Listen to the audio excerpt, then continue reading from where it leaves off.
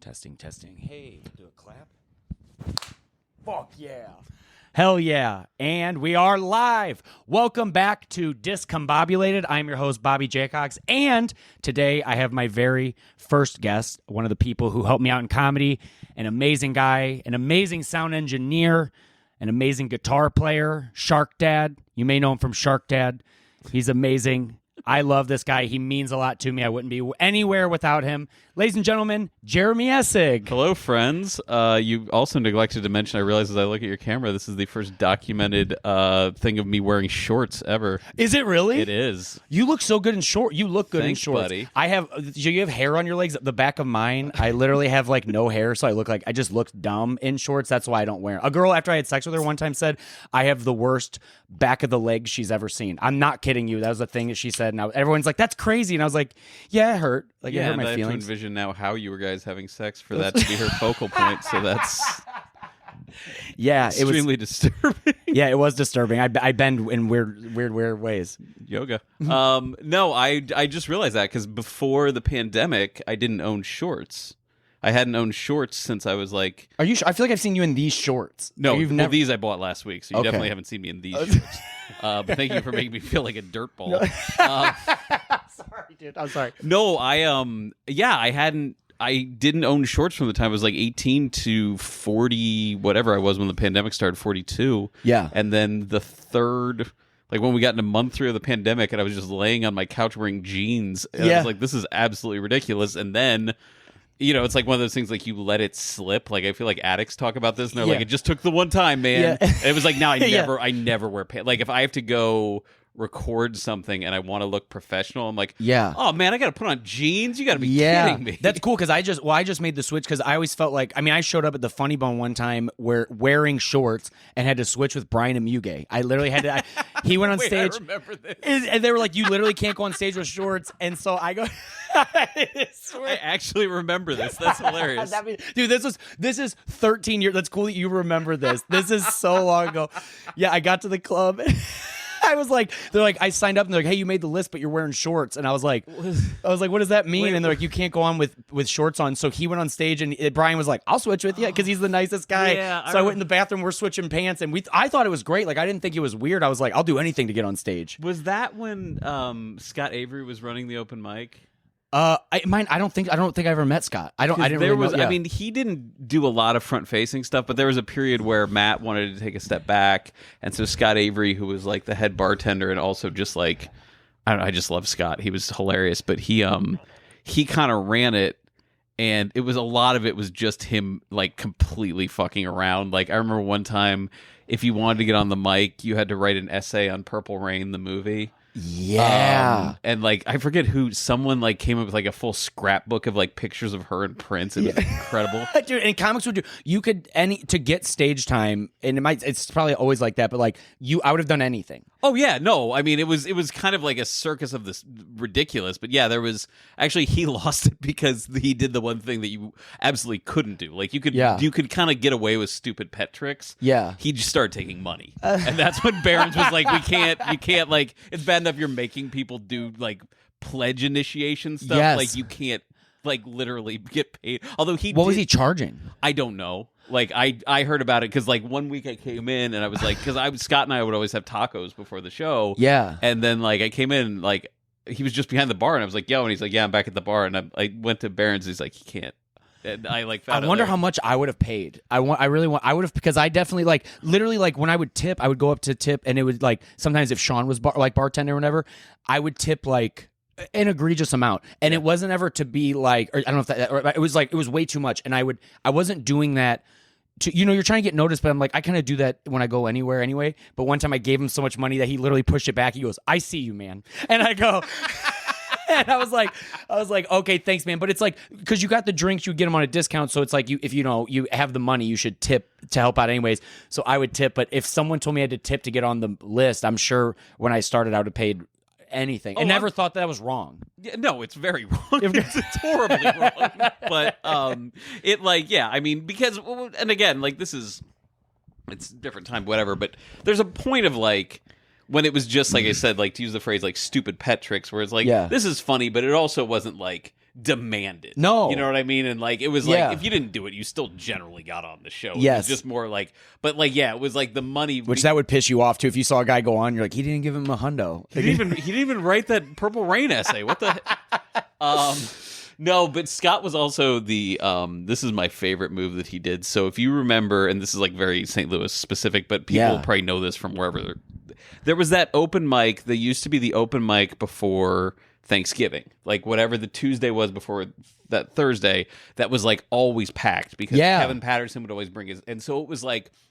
Everybody knew, like, you couldn't get on that. Like, it was like, because the lineup was always like, it was like me and Greg and Nikki and Tommy and Andy Smith and Matt Conti. Like, Matt of course, Conti, dude. Oh my God. I saw him in an airport. What? I saw him in an airport. I'll tell you the story in a second.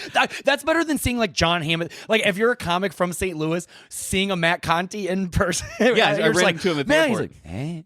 Yeah. Hey, man. No, I'll tell you that story in a second.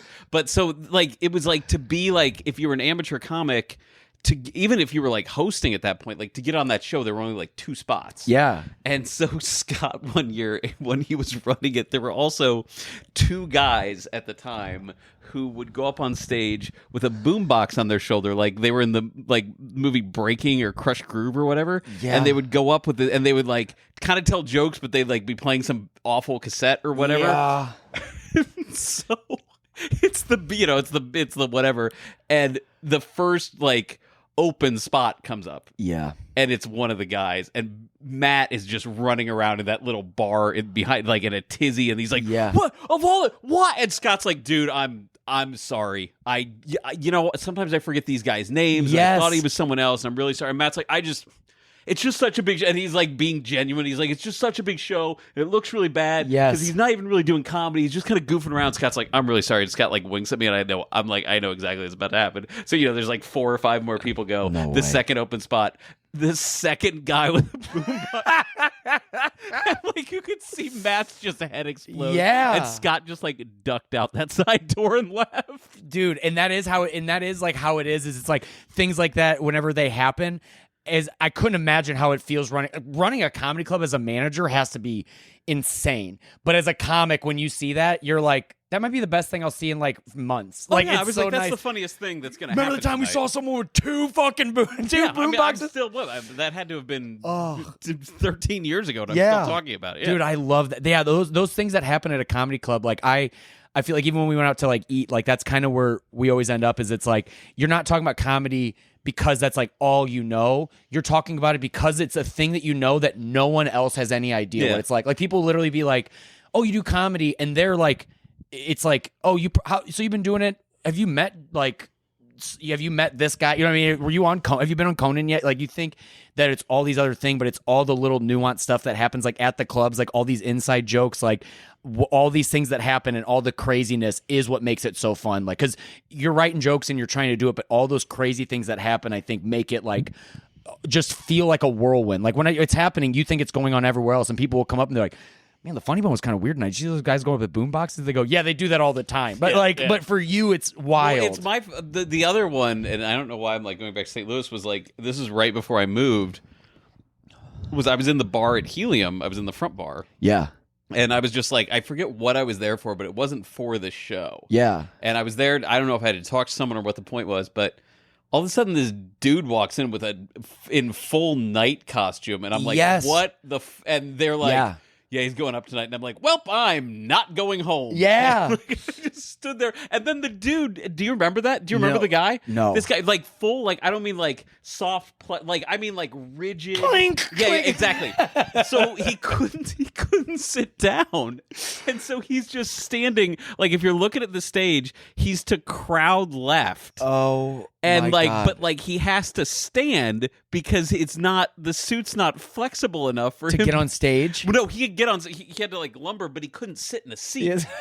So it's like if you just like walked in, because he was. I'll give him credit. He was very good at like non-motion. Yes. So like if you just walked into Helium for the first time, it'd be like, oh, weird. They got like a knight by the stage. I guess that's like a weird like nod to security or something. Oh yeah, dude. And then they were just like, because they also like it wasn't like Sir Baskerville de Tocqueville or whatever. His name Yeah. was like Jim Thompson. They're like, in your next comic, Jim Thompson. That's like creak, creak, creak.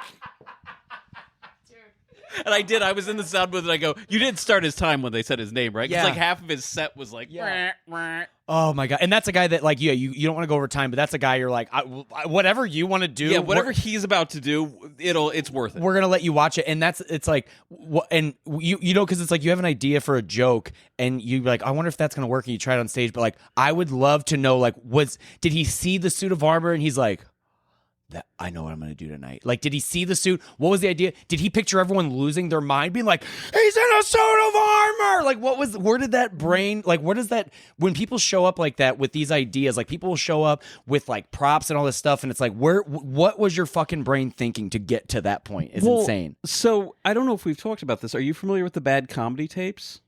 No. Okay, so now, again, depending on what age you are listening to this, back before you could just be like, here's a couple YouTube clips of me doing comedy, you had to physically send bookers tapes. You had to send them VHS tapes. So Rich Miller, who booked a bunch of stuff, like used to book Austin and San Antonio and Tulsa and Minneapolis. He had an office in Minneapolis, and he would also manage a couple guys. And those, like, when he started managing you, your first job before he get you enough road work to pay your bills was you would also work in his office. And part of working in his office was going through these tapes. Oh my God. So because of the geographical distribution, or whatever word I'm looking for, of Miller's clubs, he got tapes from all over. And he would just get this stuff that you would just be like, it's like you said, it's like, what was the thought when you put the dirty sheet behind you, told half a joke, and then decided stripping? Yes. But yeah, like there was just some dude, like some fat dude in like Arkansas, like stripping, and like you thought like, and you're just sitting there and watching. No, and you're like, well, and you know, in his mind, he's like, get it because I'm out of shape, and we're like, oh no, we get it, it's gotten. So I believe John Evans started this, but John Evans would turn these into compilation tapes. Oh, like good. That guy's a hero. Yeah. So there were three of them. John made the first two, and I believe Andy Ritchie, who's no longer with us, Andy made the fourth one, or the third one. Definitely made the fourth one. Yeah. So they were rare, but I had them. Oh, do you still have them somewhere? Well, so here's the thing. They were legendary, and so my first time working Good Nights, the club here in Raleigh, the old Good Nights. At the time, it was owned by a guy named Tommy Williams, and Tommy had been in the business forever. And you know, old Good Nights, it was like a fine dining restaurant on the top floor, and then the comedy club, and then a bar. And unbeknownst to me, Tommy was looking to sell the club, and I was just excited to be down here. I was like, I went to college down here. I like have a lot of friends down here, and so I did the week. And there was this guy named, I'll just say his name was Chris, who was working for Tommy, and he hosted the week, and he was really sweet to me. And by the end of the week, he's like, actually, I'm the booker. He's like, Tommy doesn't really want to deal with, I'm booking. He goes, I'm definitely booking the feature. He's like, I thought you were really funny. You can come back. And I was like, oh, that's awesome, man. He's like, yeah, but we had talked about these bad comedy tapes. He's like, but you have to send me those. I was like, yeah, dude, no problem. Absolutely. So I go back to St. Louis, and I send him an email as soon as I get home. I'm like, hey, it was really great to meet you. Love to come back. Here's my schedule for the rest of the year. Just let me know. And he wrote me back, and he's like, oh, you thought I was kidding. He goes, I need those tapes. As soon as you send me, as soon as I get those tapes, you can have whatever week you want. Yeah. Just bring one of the guys from the tape studio. Dude, shut up. Yes. So no, it's better than you think. So I'm like all amped, but I'm like, you know, this is like, no one really has a VHS player anymore. This is like probably 2005, 2006. And like to the point that no one even really had the converter to DVD. So it took forever. Finally, Keith Sissel had one. He had a converter. Rest in peace. Yeah, indeed. And so I said to Keith, and Keith's like, yeah, but you know, Keith was like working other jobs, and he was doing stand. So it probably took 8 months for me to get these. And for a while, I would like text Chris, and I'd be like, hey man, and he'd be like, yeah, as soon as I get the tapes. He's like, but I'm not letting you off on this. So probably by the time I sent it to Chris, it was 10 months maybe. Okay. 10 months. And which in comedy, like forgetting something is like pretty standard time. Tell someone who waits for notes to make albums. I'm well versed. I still have things I have to send you for sure. I'm well versed. So I sent Chris a thing, and I sent him a letter because I had to mail them. They were DVDs, and I sent them to the club with just this letter, and all the letter said was, "I'm going to try not to curse. Hey, MFer. Yeah. Oh, you can if you Here's want. your awful Yeah. comedy. Yeah. Where's my week? Yeah. That's all it said. Here's your awful comedy. Where's my week? So, what I didn't know is in those 10 months, Tommy had successfully sold the club. Tommy sold it to a comic by the name of Brad Reeder. Bad Comedy Volume 2, the second one, and I told you these are like mixtapes. Yeah. Was called 23 and a half hours a day. That was the subtitle. And it was called that because there was a comic on it who they just kept cutting to after most of the scenes, and he would just go, I bet you're wondering how I think up this crazy stuff. It's because I got 23 and a half hours a day not to do nothing. And then they just cut to the next terrible clip. The gentleman who said that was Brad Reeder. So essentially what I did was I sent the new owner of a comedy club, and again, I didn't address it to Chris. Yeah. I sent the new owner of a comedy club a set of 3 DVDs that said, here's your terrible comedy. Yes. Where's my week? Where's my week? Like it's like a ransom note. Signed. Yeah. Signed by Jeremy Essig. Holy So I didn't work shit. good nights from 2006 to 2017. Oh my God. And I didn't, because you do this in this business also. You just gave me a feeling I've never, the feeling I've had, like, you always have that nervousness, but usually you're like, oh, I didn't do the wrong thing. And like, I've done that a little bit before and fucked up, but you like, immediately you know what happened. But when did you, how quickly did you realize? And you might have been about to say it, but I'm like, that's crazy. So I assumed that was it. I mean, I didn't really reach out to Brad. At this point, I'd gotten pretty busy, and I wanted to come down here, but I wasn't like you. I think you maybe already got like you get to a point where you're like, I'm having enough trouble staying on top of the clubs I already work, and new clubs that people are recommending me to. If you're not going to respond to an email of mine, I'm just not. I'm going to stop sending emails. Because the more as a comic, and people don't know how this is, it's like, it's hard to like, you're like constantly trying to get jobs. Like you're never like, oh, you're a comic and now here's your job. You're always trying. And when you'll email a comic and you hear nothing, or a comedy club or something, you hear nothing. When you have a relationship, not just a cold call, you have a relationship, you hear nothing. And then the second and third one always feels so weird because you don't even know how to like word it. Because you're like, hi, I know we haven't talked and now we're trying to talk again. It's like, you're like, like trying to clear your throat. Yeah. And it's such a process. People don't know how weird it feels. And the ones you have trying to expand it, it feels like, I don't even know. I have no comparison for how awful that feels. Well, it's really and that tough. was, and I mean, and I did know that the new booker had taken it over, and so it was kind of like I definitely wasn't going to send a new tape. Yeah, you know what I mean. So it just kind of got to the point where I was just like, whatever. But I had that thing in the back of my mind, like, is that what happened? Yeah. So when I moved here in 2019, Mellow Mike Miller, who's like kind of been in this scene forever, we were talking, and I told him that story, and he goes, "That was you." So 100% that happened. Jeremy, oh my God, dude. Oh, that is a fucking Brad. Story. I live here now. Dude, that is amazing, dude. Fucking cheers, and thanks for the cherry wine, dude. This rules. Oh my God, yeah, Aaron. You know Aaron Brooks, right? Yeah, I know Aaron. Aaron is like, he was one of the first. Like, he's a guy who just. There's a lot of people who mean a lot to me. Truly, you're one of those guys that like, and we're gonna talk about it, but like, you mean a lot to me. There's people that I meet that you're like you like said earlier. It's like we're not like a frat, but like a lot. It's like we're like brothers, sisters, whatever. We're all like, we have this bond, but some people go beyond that. Yeah. And Brooks is one of those guys. And you were talking about bad sets. We have a set that every once in a while we'll just like send to each other or bring up as a comic at the Funny Bone.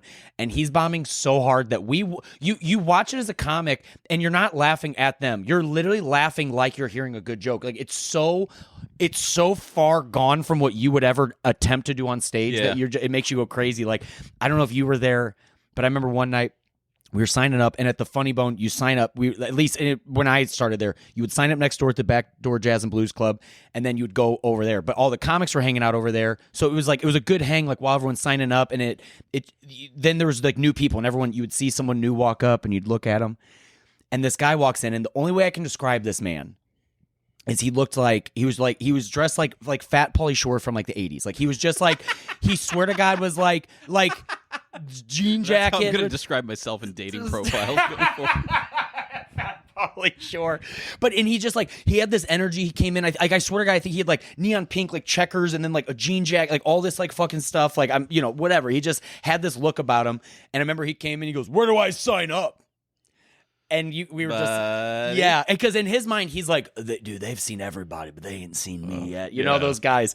And he gets there and he goes and he signs up and then he goes, "How much time do we get?" And someone goes, 4 minutes. And he goes, "That's not a lot of time." And then he gets on the list because it's his first time. It's your first time. It helps you get on the list. And I remember we're all waiting for him. He goes on stage, and I'll never forget what he says because everyone has all these stories of like, "Oh, I saw a guy bomb once." And he's on stage, and he is just bombing. I couldn't tell you his bits, couldn't tell everything. We're all just watching him. And then he just goes, "How much time do I have left?" And they go, 2 minutes. He goes, "Man, 4 minutes is a lot of time." But it's so fun. And like I have the girl I live with now, she's not my girlfriend, we're just friends or whatever. And we've known each other forever. And she was like, "Yeah, me and my friends go to a trivia night.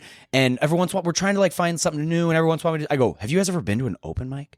And she goes, 'No.' I go, 'You have to go because you will probably see like a good comic, depending on what city or whatever. You'll see like really funny people, but then you'll see something so bad that like you'll talk about it forever. Like there's still stuff that we saw the first couple times when we would go to the Funny Bone that me and my buddy still talk about, which like to Keith Sissel's point, rest in peace. I remember one of the first times we went up there, like forever, anytime it would like rain or whatever, we would do that thing he would do for, he's like, "Oh, I got snow tires and it's raining." And he literally makes this like hand with rain. Like we would do that because we saw it and it made us like laugh so hard. And it's like, you'll see stuff that's actually funny you like, and then you'll see something so bad that for years you will just keep repeating that one line that you saw. And it's so fucking fun. Yeah. That's what I always would tell people if they were like, "Well, I kind of want to do comedy, but like I'm nervous," or I'd just be like, just go to an open mic. If you don't feel like performing, don't perform. Yeah. But just watch it because there's zero chance you will walk away from it and not go. It'll do two things. It'll make you, one, go, "Okay, I'm not as good as I thought I was," because you will see people that are really good. But you will also go, "And I'm also not that bad." Yeah, it really does. And it truly does. And you don't know how far you have to go. You don't know like all the things you have to do. But like I can compare it to like music, because music is the thing that like I did stand up and I knew how that world worked. So then I was like, "Oh, you should go to like a music open mic," because everything I know is just the albums that I listen to. Right. And seeing someone play guitar shitty and sing bad gave me this freedom to be like, "Oh, I could do it and be bad," but like there's like a learning curve, because especially like the ones we're talking about, those are the ones you remember. But someone who just goes up and like I've bombed, and you'll literally be like, "Oh God, was Greg Warren and Jeremy like being like, that was a bad set?" And you're like, only if it's like really bad. But if it's just not good, no one cares. But the really bad ones, those are the ones you remember. Well, no, you remember, but I think the ones that, and those are the ones that maybe like to use your analogy, it's like those are the ones where like your hands are cramping or whatever, you're not playing guitar well or you're pitchy, and those are the ones you remember, but most people don't remember. They're just like, it was just another person that like looked like they knew what they were doing, and I'm not a professional. I don't know. No, the ones you remember are like the guy who's like, "I think I'm going to go up and eat my guitar." Yeah. And you're like, "Oh, I remember that music open mic. That guy played half a Blackbird and then ate a guitar." And he'll look up and be like, "Why is this not working?" Dude. Like part of Yeah, I love the "what's wrong with you guys" thing. Yeah, when a guy looks out and he's like, "What's wrong with you guys?" Like they're not having a good time. Oh God, yeah, those are so fun. But thank you for doing the podcast. This means a lot, and because I remember the thing I remember about you is when I would come up to the Funny Bone. And I don't want to, I'll literally edit this out. It's not a big deal. But you have this secret that you told me one time as I came up. I go, "Sorry, I don't want to come up and bother you," because I was asking you to watch my set.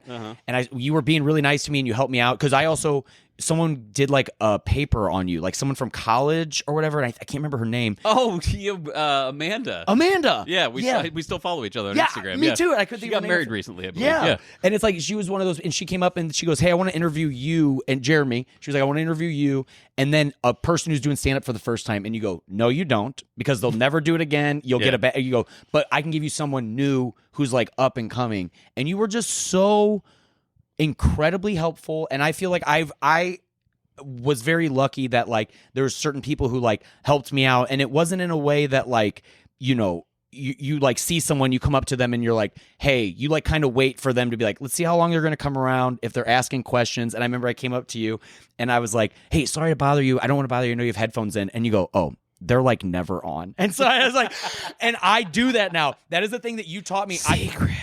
Yes, and I'll put in headphones, and sometimes they are on, but sometimes you just kind of go in a room and you're like, I just don't want people to talk to me right now, and I want to get in the zone, and that gives you a little bit of a buffer from someone coming in and like having to do that. You just get to do that fake acting where you're like, oh, I'm sorry, what? Like you get to do that, but it's nice. It was so we.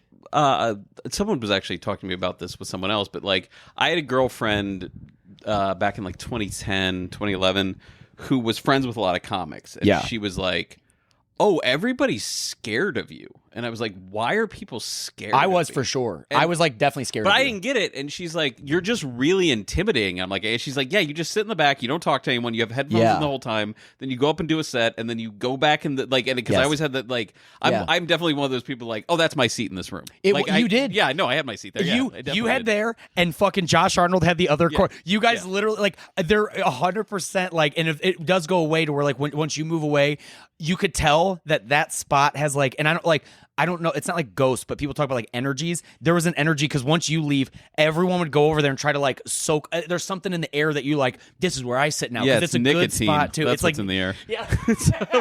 I was chain smoking back then. That's what's in the air. Oh my Carcinogens. God. But no, I didn't. It wasn't. Well, I was just talking to Devin about this yesterday. Actually, I don't. It's not. I'm not trying to be intimidating, and it's not that I need to be by myself. Right. I don't want to talk to people ever. Right. Like that's the misnomer. It didn't have to do with comedy. No. It didn't. In my personal life, I'm always just like, what? Yeah. Like I'm like, why? What do you? What? Why? And Yeah. I mean, I've been through a lot of therapy, and there are reasons for that, and I Sure. don't feel like delving into them at the moment. But no, I didn't realize it wasn't a sign of intimidation. It was really because it wasn't just like, and I think that was what I felt was the mistake. It wasn't just new comics. You know what I mean? It wasn't just like, oh, these are new comics, I'm being aloof or I'm being whatever. Conti was usually sitting 2 seats away from me, or Sean was buzzing around me, or like these people that were like legitimate. Conti I took on the road with me all the time to open. Like we were buddies. People don't know about Conti is that there's certain comics that like everyone's like funny and you're like, oh, he's a stand-up comedian, and then there's some people that are just so themselves, and Conti was always one of those guys. I could watch him forever. He would look, because we would come and watch open mics before we went out there. He looks at every single person in the audience in the eyeballs. Like you would sit in the audience and he'd look at you and you're like, please move on. Like, yeah, but yeah, you're right. You weren't trying to be intimidating. And I only meant you always seemed intimidating. You weren't being intimidating. I just want to be alone. Yeah, which that made total sense. I don't know how to explain that to people. Like, I don't know. I'm good. Like, I mean, I'm not, and that's why I do these things. But, like, again, things I'm learning in therapy. But no, sorry, Conti reminded me of that seat in the Funny Bones. Reminded me of this other great story. So, when he had that show at Brennan's in St. Louis, that basement show. I remember very well. Like, I would do it all the time, and so it was a lot of the same crowd. And so I was constantly trying. Same with the Funny Bone. I would just throw out new material. If it didn't work, it didn't work, and I didn't care. But with his show, like one night I was like, I'm going to challenge myself. And this is when I was still married. So this has been like 2008, 2009, somewhere around there. And I was like, I'm going to challenge myself. What if I just found out we were pregnant? Like, how would I write the joke? How would I write the joke? Yes. And so I did about 2.5 minutes as a complete writing exercise of just like, oh, I just found out we're pregnant, blah, blah, blah. And, just kind of wrote what my emotion, I mean, you're guessing a little bit, but, and so I did that. Yeah. And then I did some closer that was like a relatively normal to my set. And I get done and Conti goes, as I'm walking off, he goes, is that true? And I thought he meant the closer that I did, which was, I guess it was kind of a newish joke because he hadn't heard it yet. And I go, yeah, of course. And so I walk off and he goes, well, folks, because I was there all the time, and they were like, congratulations, oh my God, Jeremy and Jessica are having a baby. And I was like, oh, fuck, no, not that. Sorry, I didn't mean to curse. No, please, you can do that. So cut to the Funny Bone, and this is probably 6 months, this is probably still 2009, 2010. Yeah. 6 months later, I found out I was 100% getting a divorce while I was at open mic, because I'm not going to go through the whole story, but we can go through some things, and she called me while I was there. She again was like, this is definitely happening, whatever. And I still remember this, and this is, I walk in and I look at Barron's and I go, I'm going on stage right now. Right now. I go, who's ever next is not next. And he goes, yeah, no problem. So I go up and and you might remember this period because this is probably right around when I met you.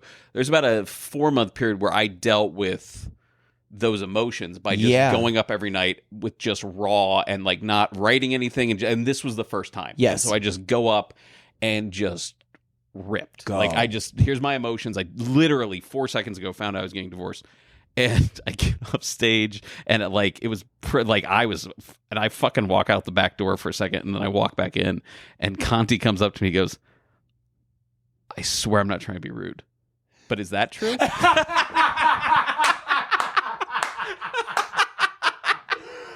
Oh, fuck yes, dude. Fucking Matt Conti for the fucking win. Oh my! Is that true? That's and that's nice because no one else can make you feel good like a comic like that in that moment. Oh fuck! Is that true? just here to be check. rude, but Oh god, dude, that's so fucking cool. And there was all of you, and I don't know if it was just like the times or it seemed like that to me. Every comic had such a tumultuous relationship that they would come up to the club one time and just get on stage and be like, so my fiance just gave me my wedding ring back. Like I remember the night that Tommy John again, he goes he's like whatever. So it's like but it's cool that you guys had that outlet that you guys would go up. Cause as a comic, when we were starting out, we would see your guys' jokes and be like, oh, I could see them working on something new. But when you guys would go up there and be raw and just do material like that, when you're a new comic, it's like, I don't have a good analogy for how cool it feels to watch. It feels like you're like, oh, I'm flying, but then out of nowhere you just become a rocket ship and go to the moon. You're like, how the fuck did that guy just talked and had raw emotions about what's going on with them? Because like for most people, if someone breaks up with them, they're like, yeah, and they broke up with me and they fucking suck, and they just get mad. But as a comic trying to find something that the audience can relate to and that like you find peace with, like that's something that's so like my grandpa had passed away and I didn't know what to do, and I was hanging out with like my family, and I literally left and I was like, I think I'm just gonna go to an open mic. And I went to an open mic and like kind of like paid tribute to him, like talked about him, and I was like, yeah, he died. He also smoked cigarettes. So tonight I bought cigarettes in his honor, which is weird. Like I bought like his cigarettes. Right. I thought that was nice. And it's like, but there's something nice that when you can wear a cross. Same idea. Yeah, exactly. That's not a bad point. And I'm kind of aping a Bill Hicks joke there. Yeah. So I'll just dude, I always have to say that too. Do you ever say a joke and no one notices, but I have to say it too because you're like, if someone else said, yeah, because I don't want anyone else. Like you become very in this business. You become very like. If you're honest, of people calling you immediately, like if you even say like, yes, hey, I was at this Mexican restaurant, whatever, Jim Gaffigan, and you're like, whoa, I just said Mexican restaurant, like like Bobby and I had lunch at a Mexican. Oh, it was Jim Gaffigan. So you get so conditioned, like the second you say anything even relatively similar, you're like, before you can, what's that Camus novel where basically the concept is the main character is he's basically telling on himself, and he's telling all these bad things about himself. So the point is, so you can't call him on it. Yes. Like it's like, like you're a jerk. Yeah, I said I was a jerk. Oh yeah, or like if I'll do a dumb joke, or if it's either like hacky or like a dad joke, and people be like, oh, I'm like, yeah, I like bad jokes. Like I like stupid jokes. There's some. God, what is? There's probably a word for it. Yeah, it's gonna eat at me, but whatever. But I mean, it's also a terrible way that people behave in relationships. Yeah, you're like, you're an ass. They're like, I said I was. Yeah, like, and you're like, oh yeah, I guess you did. But like, you're leaving out the part where you're like, and I don't have to put up with that. Yeah, but that is how it is with their comics. You're like, hey, and I know this is kind of hacky, and someone's probably done this before, but me and Danielle broke up. Like you literally feel like that telling other people. You're like, it's probably been done before, but I got engaged. I swear this isn't from my act. Yes, I was on this flight. I swear it's not from my act. Yeah. No, I think with the emotion thing, and I learned a lot. Well, there's two things. I think one, with that group that we're kind of talking about, that group of comics that was all there, we very much challenged each other to constantly write. It was kind of like you didn't ever want to go up to that open mic and not have new stuff. Yeah, because if you're not even just trying to impress the audience, at some point you're like, the comics just, if you kill, they know the difference. Never trying to impress. I mean, that's on me. That's my whole career in a nutshell. I was never trying to impress the guys. But in that group specifically, no, you went to that open mic to get the other comics to go, and that was great. It was very propelling because also, and you don't see this a lot, I don't think anymore. And part of this is just, for lack of a better term, like the deregulation of comedy, whereas even in the early 2000s, it was still very club driven. It was still very, it has to be at a club. Yeah. Where now, like, you can go and do 18, even in like small towns. It's like, yeah, there's 4 shows I could do. I could jump around and do 4 shows. But so that Tuesday thing was very sacred because we would all, at that point, that whole group would all be coming back from somewhere on the road. Yep. We would all, talk about whatever. Yeah. And then it was kind of, but yeah. I think we were all also somewhere in between 24 and 32, depending on where you looked.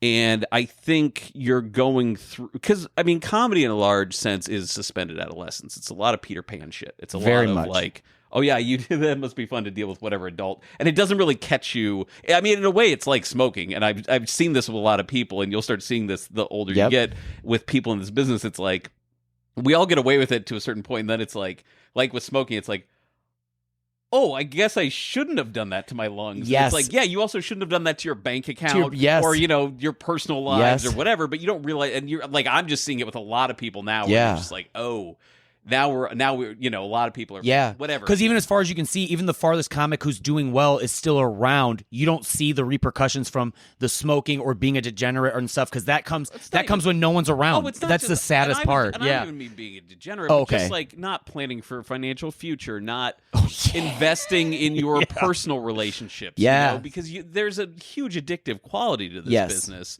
And much like any addiction, you give up everything in your life to do it. And, it's probably like most addictions, you go like, well, that's not going to be me. Because I know this one guy, always. Like, I never felt like I've been smoking for years, and I see smokers, and I still don't feel like them. I see people smoking, and I'm smoking with them, and I still...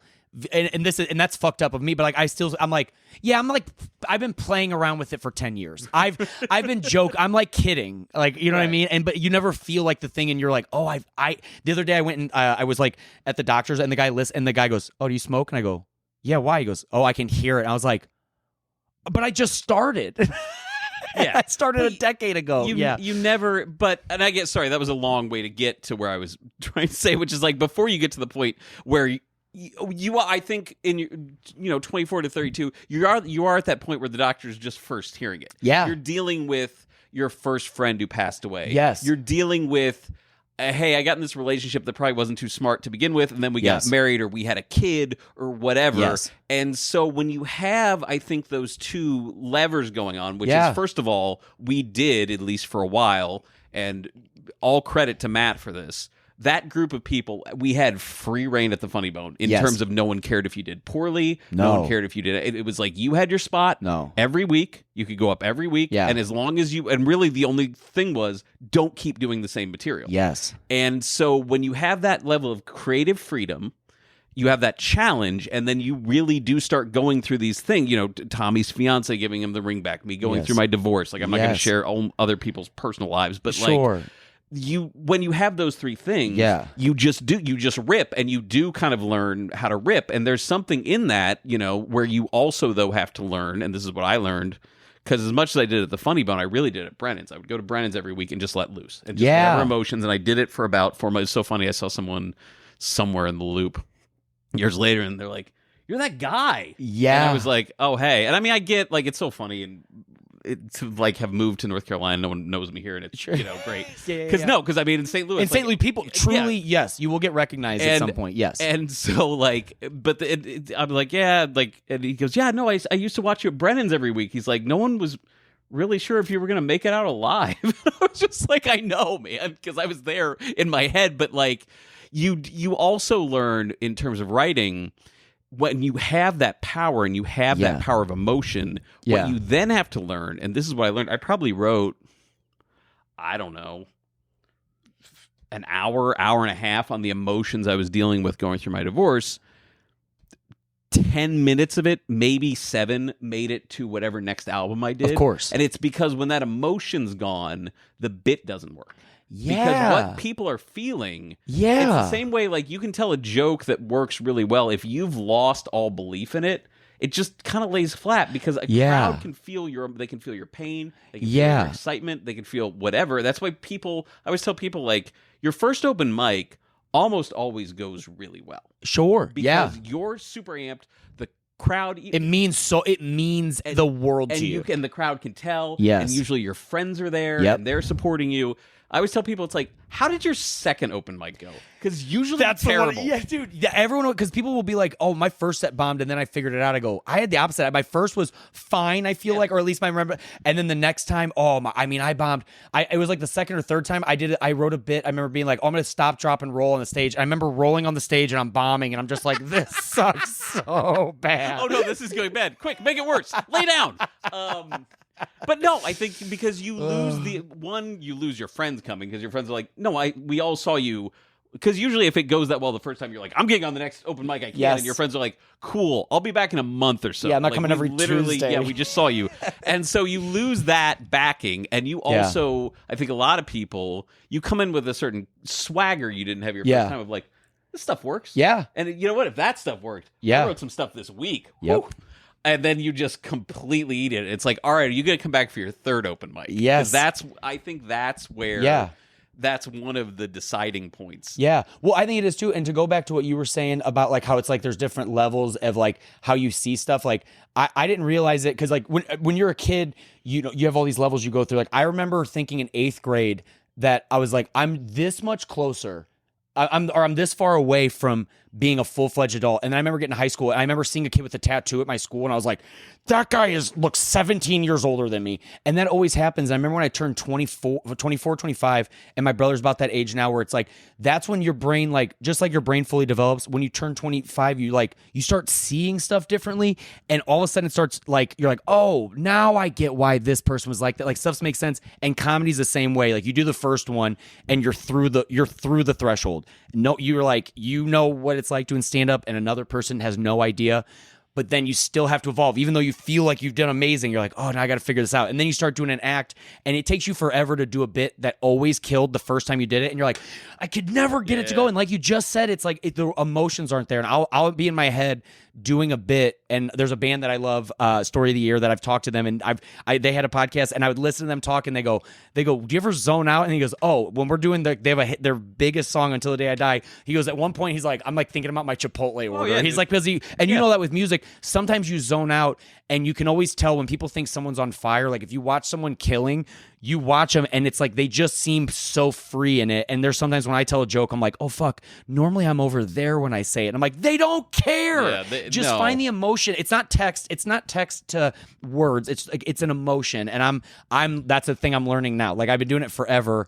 And still, like, I'm like, I can do good with audiences or whatever. But now I've learned that like it's not just me and the microphone. It's how you walked on stage, how you look at people, how you move around. And it's like, it takes this whole long thing. And you were a big help to that.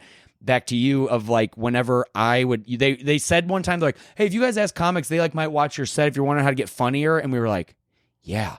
And I would go up to all you guys and I'd ask you guys to watch my set. And I remember you watch my set and you go, hey man, come over here. I'll talk to you. And I go, okay. And I came over and I was like, yeah. And you go, okay, first of all, you look like you're in the principal's office. You're not in trouble. I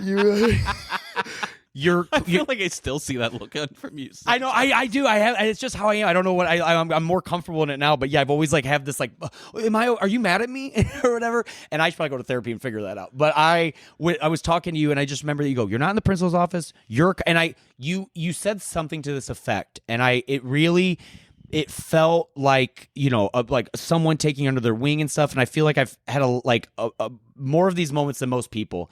And you were just like, you're a comic, you're fine. Like, here's what I thought about your jokes. And we went through and you kind of like started talking about, but the thing I remember, which should have been like what to do with my jokes, but it was totally that you go, you just like kind of gave me the pass. You're like, you're one of us. And it wasn't like I would sit in the back and I'm like, what's up guys?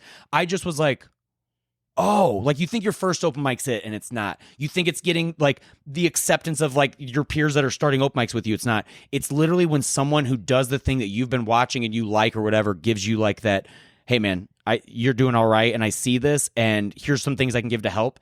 It was unmatched, so I really appreciate that. It was like you're very sweet, and there's I've been like I said, you, Nikki, Ryan Stout, like all of these people who really helped me out.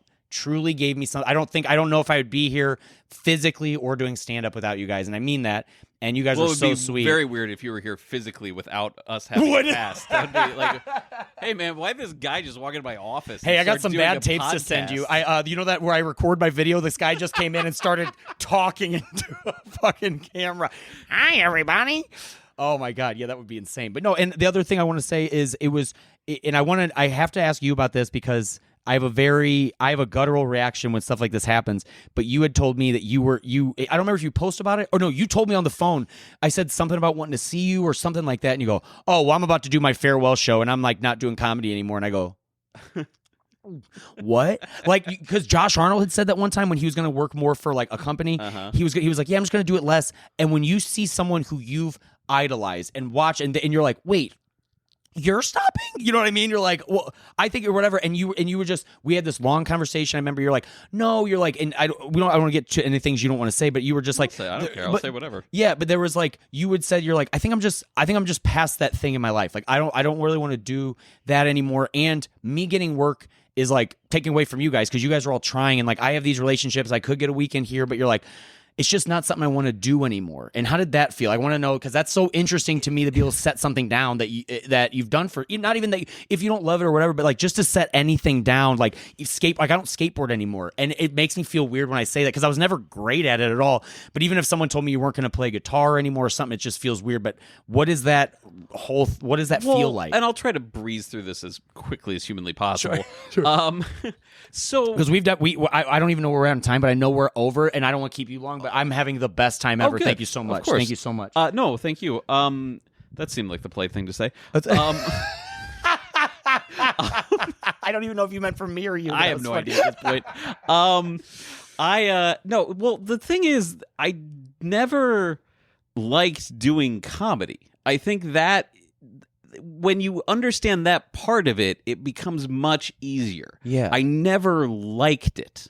Whoa. It was something I did intentionally once, and then I got paid to do it again, and then I realized pretty quickly that it was the thing that was going to allow me to do what I wanted to do, which was go on tour. That's all I ever wanted to do. Like, it was a weird realization like 6-7 years in, because all of my friends were like, I want to do Comedy Central. I want to do, The Tonight Show. I'm going to write a movie. I'm going to do whatever. And I was like, oh. And you realize pretty quickly, and especially as the business turned, you can like go on tour and you can be unbelievably broke. Yeah. But that's not a life. And No. I was like, but I was like 5-6 years in where I was like, oh, I got to like think of a thing to do that will make me sell tickets. Yes. Like I did, and so, I mean, I had like my first kind of quit when I went back to graduate school, and it was the first month of graduate school when Poseidon's people asked me to do a show with him, and then that turned into a decade of touring with him, and it was like that first year with Brian where I was still trying to quit. And then I was like, wait, but now I'm working all the clubs I always wanted to work. Yeah. Like, and so I was like, this would be like the dumbest time to quit. Like I finally got, you know what I mean? Yes. So, and then that threw into like the sunk cost fallacy. You're like, I've already put, so why would I quit right now? Literally. Exactly. And so, so then that led to developing a pilot. And then when we shot the pilot. You shot a pilot? I never knew this. I shot a pilot with Stephen Droz of the Flaming Lips. Fuck, dude. That's cool. I've known you forever. And I had no idea. Yeah, we shot it at Vintage Vinyl.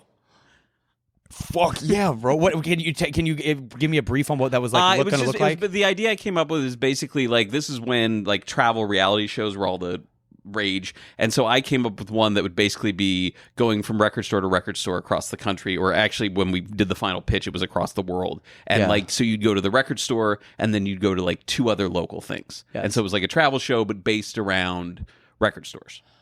Very cool. That would, yeah. No, it was really, it felt like it was going to take, and this is also when I was living in New York. And so it kind of, I had my manager, and it felt like everything was kind of moving in the right direction. And then it really felt like within 8 months, the wheels just kind of fell off. Like in terms of like the pilot didn't sell. We had to, I moved back from New York to try to get the pilot to sell because we were basing it out of St. Louis. I had just gotten frustrated, man. And you talk about like being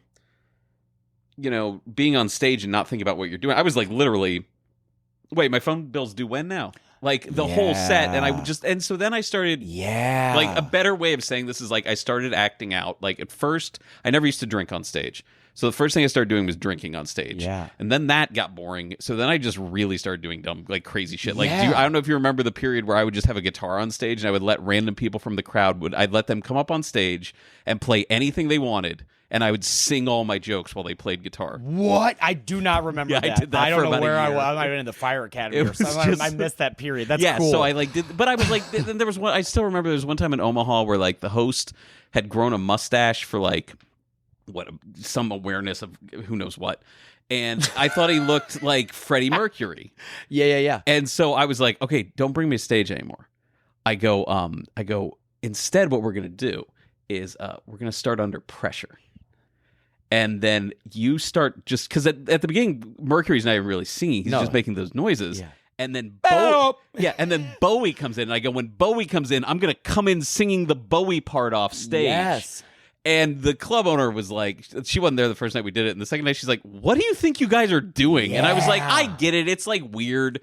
And then I was like, I'm not doing anything because I'm not writing. Yeah. And I don't want to. And you're just trying to tickle that thing that comedy, am I wrong to be like, comedy tickled this thing and now it's not, and you're trying to use all the other things you like, music and anything, to hit that same I'm being moment? a petulant child who had to pay his bills and had to do comedy. It's that base. It's that base level of it's that base level of I don't want to, I had some guy came up to me once, he's like, I don't want to do comedy anymore. And he was like doing open mics. And I go, then don't. Yeah. He's like, I go, you have to understand there's a point at which, because that was my only job. Yeah. You go, I don't know what else to do. I already kind of pissed away graduate school. Yeah. I don't know what else to do right now to pay my bills. Yes. So I have to keep doing this. And people don't understand how that is. Bored it's so as hell, hard. Yes. And I can't write anymore because I don't want to. Right. And I mean, I got kind of suicidal, to be honest with you, bro. Hey, and I love you. Thank you for sharing that with me, because I've also people don't talk about it a lot, because it's like, if you're depressed, we're like, let's get you out of this depression you're in, but then you're like, I'm suicidal, and they're like, but you didn't. And you're like, you know what I mean? You're like, you're still here, and you're like, yeah. So it gets a pass not sometimes. For lack of trying. I know, yeah.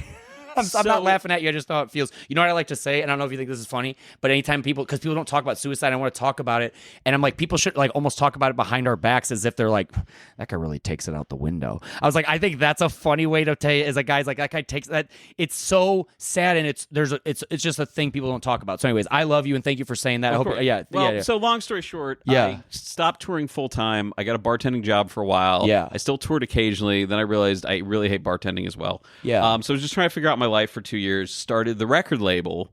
Really liked the record label, and then was put in another weird position where I was starting to get work because of the record label, because they'd be like, hey, why don't you do this gig and then record this thing? Yeah. Which is also, you're still taking work from people, because it's not like I started the record label and then just started writing again. Sure. So I was like, and there was just a period, and it was in 2018. It was right before I moved here, actually. So I guess it was like early 2019 where I go, I gotta quit. Yeah. I've got to quit. So I booked at the very beginning of 2020, I booked what was supposed to be my final tour. Yep. It was 2 months. It was every week, and it was supposed to end in Indianapolis. I was going to record an album, and it would have been the second week of April, and then that was it. And I was done. And I also wasn't going to tell anybody. I wasn't going to tell anybody. Like, I was just going to be like, oh, you don't do a stamp? No, I don't. Yeah. Because who gives a fuck? Yeah. We do, though. I mean, I do. Well, I realized that later, but then the pandemic hit, and then it put you in this really weird, put me, I think, in a very unique position. Yeah. Which was essentially, because I had the record label, I knew how to wire all this stuff for Helium, and they were trying to figure out what to do. And, the first thought, like every club's thought, was like, well, let's stream shows. Well, we need to get streaming in here. Well, who knows how to set up streaming? Yes. Jeremy knows how to set up streaming. Yeah. Okay, let's send Jeremy. Well, hey, we're already sending you, and no one wants to tour right now. Right. But as soon as we can open the clubs, we are. Yeah. You want all these weeks? And so I went from basically quit. Like, this is my final tour. This is it. Yes. April 12th, 2020. It's my final show. And I even I told someone, I was like, the shows that I did, they all had the same intro music. It was a song off REM's last album. It was the initial song Robert Smith from The Cure wrote to say he was quitting. It was all this like... It's like your goodbye to stand-up. If you got what I was doing, I'm telling you I'm quitting. Yes. It's right there. I'm telling you I'm quitting. Which I told that to my friend Diane, and she goes, "No one would have read into that, you fucking." I didn't want to idiot." be rude, but I was like, I would never hear. I would just be like, I don't even. What is this song? Yeah. You hear that song and you just walk on stage and everyone goes, "No." Like, well, I didn't expect that, but it was whatever. Yeah. But no, I get that. I get that. You want to have a farewell. Yeah. So then I was doing stand up a ton, and I didn't feel as bad because I was like, well, I'm not really taking spots from people. I didn't. Yeah, not like that. Not at all. Because no one else is doing these things. Yeah. You know, like I'm the only person that's crazy enough to travel right now. So there's no one else to take these spots anyways. Right. But then things got back to normal. I gotta quit, and I said I've gotta quit on my terms. I want to quit where I want to quit. I want to quit when I want to quit. And I called Jerry McGinnis, who's the booker for Helium, and I said I want to quit because there were really, to me, there were only a couple clubs that would have made sense to end it. Joker's in Dayton, that was the first place I ever did stand up. Okay. That place has long since closed. Yeah. Go Bananas in Cincinnati, which was the place that my first 3 years I did stand up the most, but they were remodeling, so they hadn't reopened yet. The Funny Bone in St. Louis, which for reasons we're not going to get into, was not an option. Okay. And so Good Nights was the other one, and it was because it was the third place I ever did stand up. Yeah. And it was, obviously I have that story that I told with Brad Reeder that I think is hilarious. And I was, living so down here at that point. And so I booked it, and I don't think the tickets went on sale. Like Jerry McGinnis from Helium knew. And I think maybe 2 or 3 of my friends knew, but that was it. I didn't tell anybody. And the tickets went on sale in early June. And I was like, you know what? It feels weirder. And I talked to a friend, and they're like, it feels weirder if you don't tell anybody, if you just like let it evaporate. Yeah, because that is like a little bit of how you are, but sometimes it's like, sometimes you take a step out of yourself to be the most like authentic yourself. And I think that like I can't think of what reason, but like even me like not knowing about it, like I would have been bummed being like, I would have liked to see, I would have liked to seen you one last time or something like that. So it's nice that you did get to, at least selfishly, I'm glad you got to say it. Yeah. I announced it, and I'm glad I did too. There were actually a lot of people that I was surprised that reached out to me that had really nice things to say. And like, because if you're me and you have whatever personality defects I have, you don't assume you're very important in anyone's life. Sure. And I get that. You know, and there are people in my life that I've been like, yeah, we spent this time together, and we spent this, and it was very important to me, but I'm sure it didn't matter to them and whatever. And it was really nice, some of the people that reached out and said, hey, or like posted like, holy shit, I can't believe this, like this guy was awesome, like if you never saw him, blah blah blah.